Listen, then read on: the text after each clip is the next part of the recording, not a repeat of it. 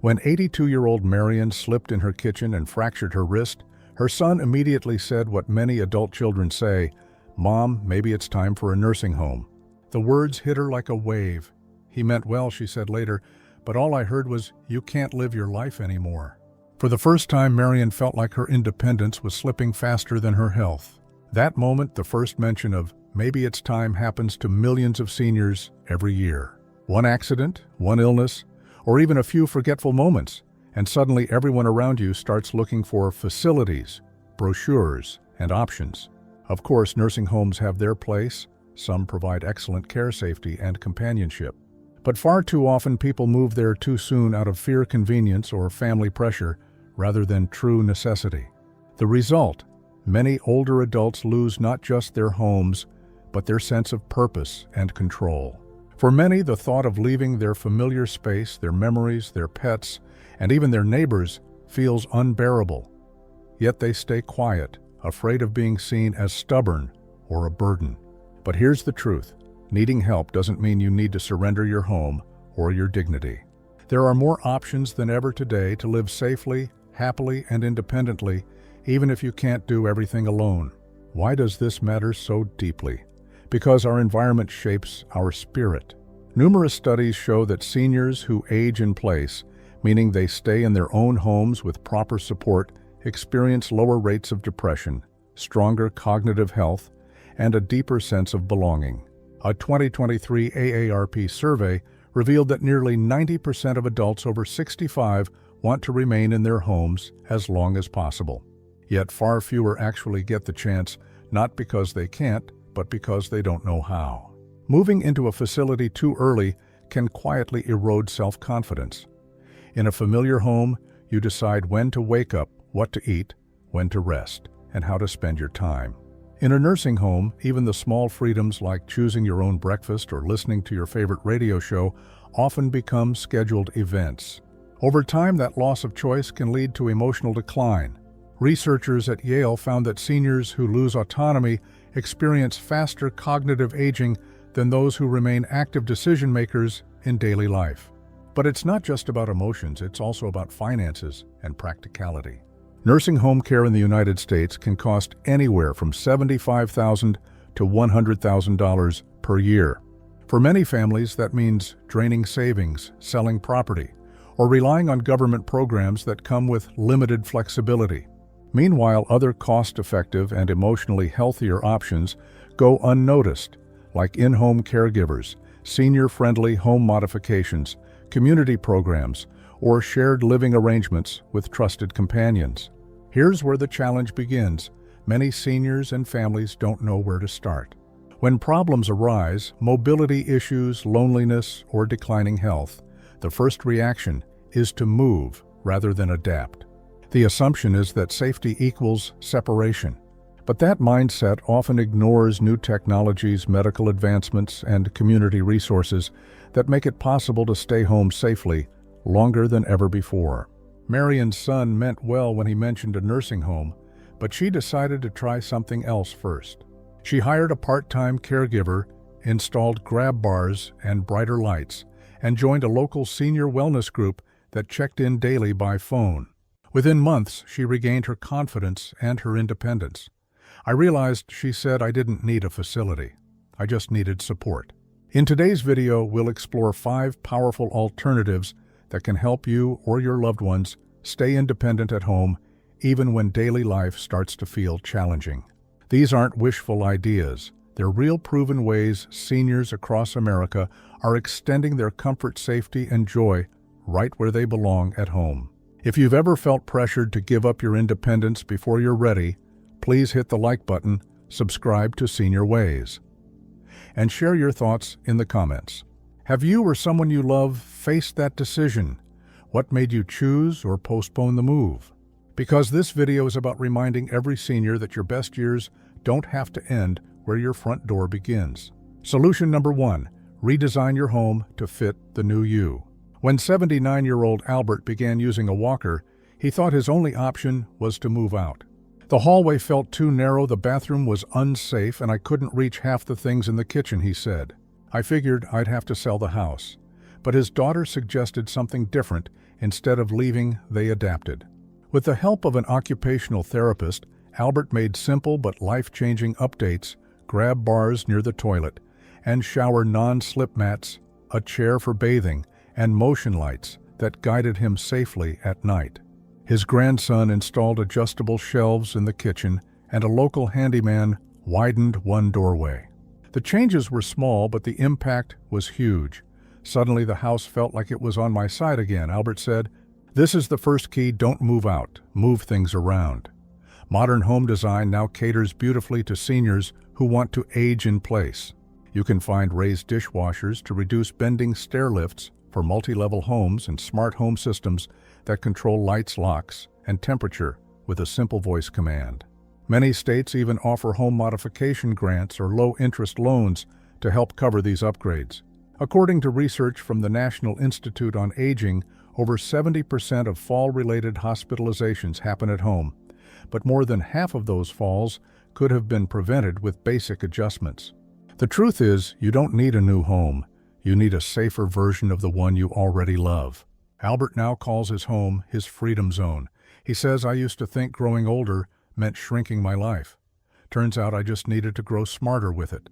Solution number 2, build a circle of support before a crisis happens. 81-year-old Denise still lives in her family home, though she no longer drives or cooks much. Her secret: a carefully built circle of support that started long before she needed it. I realized that independence doesn't mean doing everything alone, she said. It means knowing who to call when you need help. Denise started by talking openly with her 2 neighbors. One checks in each morning by phone. The other brings her groceries once a week. She also signed up for a local senior companion program through her county, where trained volunteers visit to chat, help with small tasks, or drive her to appointments. It's not charity, she says. It's community, and it keeps me connected. Experts say the biggest mistake many seniors make is waiting too long to ask for help. They wait until something breaks, a fall happens, or health declines sharply. But setting up a support network early gives you time to find the right people, reliable, trustworthy, and respectful of your independence. Today, dozens of organizations across the United States specialize in helping seniors stay at home longer.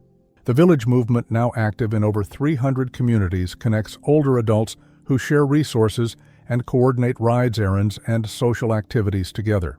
Faith-based groups, community centers, and area agencies on aging also offer free check-in calls, transportation services, and meal deliveries. Denise says these connections have given her more than convenience, they've restored her peace of mind. I used to dread being alone, she said. Now I feel surrounded, even when the house is quiet. The truth is, staying independent doesn't mean refusing help. It means welcoming the right kind of help. When you build your network early, you won't have to face the pressure of a nursing home decision out of panic. You'll already have a team in place ready to keep you safe and thriving right where you are. Solution number 3, let technology be your new care partner. When 80-year-old Harold fell in his driveway 2 years ago, he realized something had to change. I wasn't hurt badly, he said, but it took me almost 10 minutes to get up, and that was 10 minutes of pure fear. His daughter immediately bought him a medical alert pendant, the kind where you press a button to call for help. At first, Harold resisted. I didn't want to feel old, he admitted. But one morning he slipped again in the bathroom, pressed the button, and within minutes, help arrived. Now he says I don't go anywhere without it. That little thing gave me my freedom back. That's the third key: use technology as a safety net, not a symbol of weakness. Today's innovations make independent living easier and safer than ever before. Smart home devices can remind you to take medications, turn off stoves, or adjust lights automatically. Wearable watches track your heart rate and even detect falls, alerting family or emergency responders if something goes wrong. Voice assistants can make phone calls, play music, read recipes aloud, or remind you of appointments. The best part, you don't have to be tech-savvy to use them. Many companies now design devices specifically for seniors with large buttons, simple language, and live customer support. Even free apps can make a huge difference. Video calling tools help families stay connected face-to-face, reducing isolation while ensuring someone checks in regularly. Studies from the National Institutes of Health show that seniors who integrate simple technology into their routines report higher confidence and lower anxiety about living alone. It's not about gadgets, it's about reassurance. Harold says, I used to think technology would replace people, but really, it brought them closer. My kids worry less, and I feel more independent. That's the beauty of modern aging technology. Doesn't take away your control. It gives it back. Solution number 4, stay socially active and emotionally engaged. When 78-year-old Lorraine lost her husband, she found her house unbearably quiet. I thought maybe moving to a retirement home would fix the loneliness, she said. But the idea of leaving the home we built together just broke my heart. Instead, she promised herself she'd fill her days with connection right where she was. She joined a local senior walking club, started attending weekly art classes at the community center, and began volunteering twice a month at her church. I thought I'd be helping others, she said, but they ended up helping me. This is the 4th key to staying out of a nursing home. Don't let loneliness convince you you're helpless. Emotional isolation is one of the biggest reasons seniors choose to move into care facilities, yet many forms of connection exist outside those walls. Social engagement isn't just emotional, it's medical. Harvard researchers found that seniors who maintain regular social contact have up to a 50% lower risk of early mortality. Connection keeps your brain sharp, boosts immunity, and improves balance, yes, even physical balance, because confidence and movement are deeply linked. Lorraine discovered that staying active socially kept her motivated physically. I get up early, pick out my outfit, and look forward to seeing people, she said. When I'm around others, I feel younger. Today, her neighbors describe her as the mayor of the street because she always stops to chat. That daily connection gives her a reason to smile and a reason to keep moving. So whether it's joining a senior center, volunteering, or simply calling a friend for coffee, remember, this social connection is as vital as medication. You don't need to live in a facility to feel part of a family. You can build your own, one conversation at a time. Solution number 5, ask for help with dignity, not apology. 83-year-old Ruth once said, "The hardest part of getting older isn't the pain, it's asking for help." For a long time, she refused assistance, insisting she could handle everything. But one afternoon, she tried carrying laundry down the stairs, slipped, and bruised her shoulder. That night, she broke down in tears, not from pain, but from frustration. "I didn't want to admit I couldn't do it all anymore," she said. A week later, her neighbor knocked and said gently, "Ruth, I'm going to the store. Can I pick something up for you?"